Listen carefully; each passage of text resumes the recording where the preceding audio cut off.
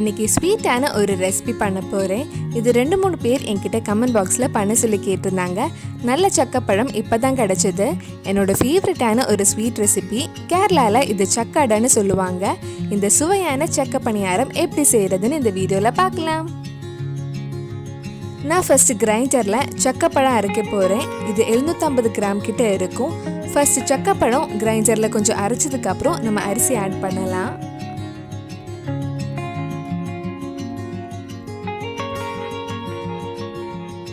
இது ஒரு 10 நிமிஷம் அரையட்டும். அதுக்குள்ளே நம்ம சர்க்கரை உருக்கலாம். நான் 1/2 கிலோ சர்க்கரை எடுத்திருக்கேன். இதில் கொஞ்சமாக தண்ணி ஊற்றி உருக்கலாம். ரொம்ப தண்ணி ஊற்ற வேண்டாம், அப்புறம் மாவு ரொம்ப தண்ணி ஆகிடும். நம்ம சேனலில் நிறைய ஸ்வீட் ரெசிபீஸ் பண்ணியிருக்கோம். நீங்கள் இன்னும் பார்க்கலன்னா அதோட லிங்க் கீழே டிஸ்கிரிப்ஷனில் இருக்குது. அந்த ரெசிபீஸும் போய் பாருங்கள்.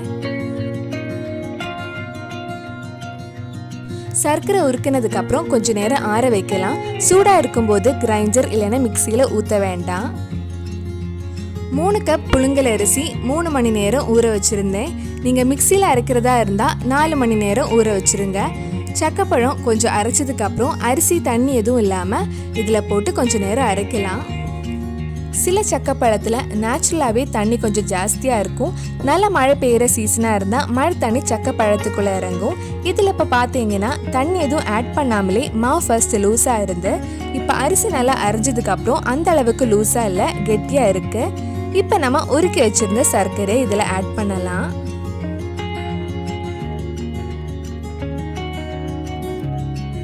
இது ஒரு வாட்டி மாவில் நல்லா மிக்ஸ் ஆனதும் மாவு கிரைண்டர்ல இருந்து எடுத்துடலாம். சில பேர் சக்க பணியாரம் பண்ணுறப்ப மாவு ரொம்ப கெட்டியாக ரெடி பண்ணுவாங்க. நாங்கள் எங்கள் வீட்டில் எப்போதுமே இந்த கன்சிஸ்டன்சியில் தான் ரெடி பண்ணுவோம். நீங்கள் இந்த மாதிரி ட்ரை பண்ணி பாருங்கள். பணியாரம் ரொம்ப சாஃப்டாக இருக்கும். அப்படி உங்களுக்கு இன்னும் கெட்டியாக மாவு வேணும்னா கொஞ்சம் அரிசி மாவு ஆட் பண்ணிக்கலாம். மாவு ரெடி பண்ணதுக்கப்புறம் கொஞ்சம் துருவின தேங்காயும் சுகரும் மிக்ஸ் பண்ணி வைக்கலாம். உங்கள் இனிப்புக்கு ஏற்ப சுகர் ஆட் பண்ணிக்கோங்க. ஃபர்ஸ்டே நிறைய தேங்காயும் சுகரும் மிக்ஸ் பண்ணாதீங்க. சுகர் மெல்ட் ஆகி ரொம்ப தண்ணி ஆகிடும். தேவைக்கு கொஞ்சம் மிக்ஸ் பண்ணிக்கோங்க. அது முடிஞ்சதுக்கப்புறம் இந்த மாதிரி மறுபடியும் மிக்ஸ் பண்ணலாம். வாழையில இந்த மாதிரி சின்னதாக கட் பண்ணி எடுத்திருக்கேன். இதில் நம்ம ரெடி பண்ணி வச்சிருக்கிற மாவை இந்த மாதிரி ஊற்றி கொஞ்சம் ஸ்ப்ரெட் பண்ணலாம். மாவு ஊற்றுனதுக்கப்புறம் நம்ம ரெடி பண்ணி வச்சிருக்கிற தேங்காய் கொஞ்சம் மேலே ஆட் பண்ணலாம்.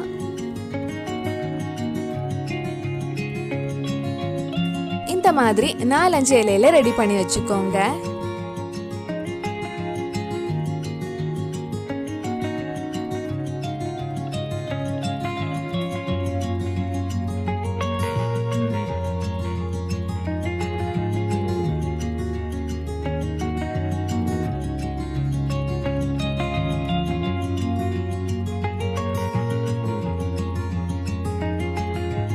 இந்த மாதிரி ரெடி பண்ணதுக்கப்புறம் இது மடக்கி இட்லி தட்டில் வேக வச்சா நம்ம சுவையான சக்க பணியாரம் ரெடி ஆயிடும்.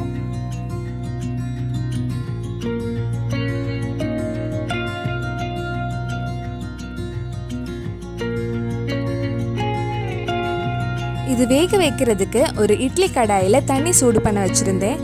தண்ணி சூடானதும் இட்லி தட்டில் வச்சு வேக வைக்கலாம். 10 நிமிஷத்துக்குள்ளே ரெடி ஆகிடும்.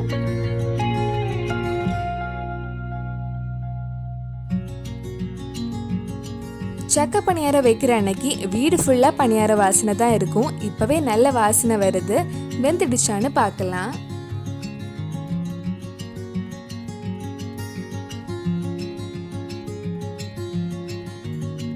என் குட்டி பையன் எப்படா நான் வீடியோ எடுத்து முடிப்பேன் பணியாரம் சாப்பிட்லான்னு அமைதியாக வெயிட் பண்ணிட்டு இருக்கான்.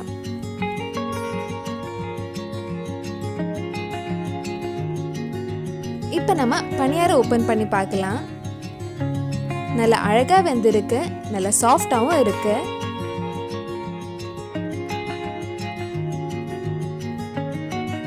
கண்டிப்பாக நீங்களும் இந்த சுவையான சக்க பணியாரம் உங்கள் வீட்டில் செஞ்சு பாருங்க.